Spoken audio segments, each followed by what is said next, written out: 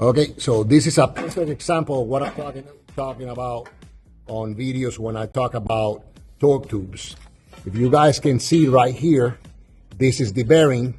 The bearing is coming out towards the front of the torque tube sleeve. So that means that this shaft already, see how it's moving? I don't know if you can see it better. Let's see if I can focus a little bit better. And if you can see it moving right there, what happens is this torque tube right here already, the outside part of the torque tube, is no longer good, okay? Because the new bearing will not sit properly there. So now we have to replace the entire torque tube just because this person didn't do it soon enough. If you start feeling vibration and a little bit of noise coming out of your torque tube, address it right away, because this could be repaired. The torque tube, we can change the bearings, we can change the bushings, and you will save a lot of money. In this case, well, it's moving now because they're removing it. The guys are removing it, trying to get it out.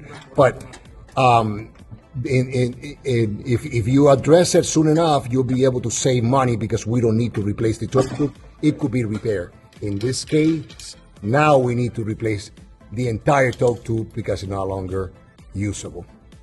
It's a perfect example of how it should look when it's in good condition, when the bearings are new and the bushings are new. Now, this is what happened on this case, okay? We just pulled out the shaft. See how the bearing is coming out? It should be sitting inside here, okay? There's a lip here that doesn't let the bearing come through. Now, in this case, it's so bad that it's actually moving. See if you can get it out. See if it comes out. Look at how it's coming out. Okay, yeah, just leave it there. Don't worry about it. Don't worry about it. So, okay, so this is a perfect example of what happens when you don't address it soon enough.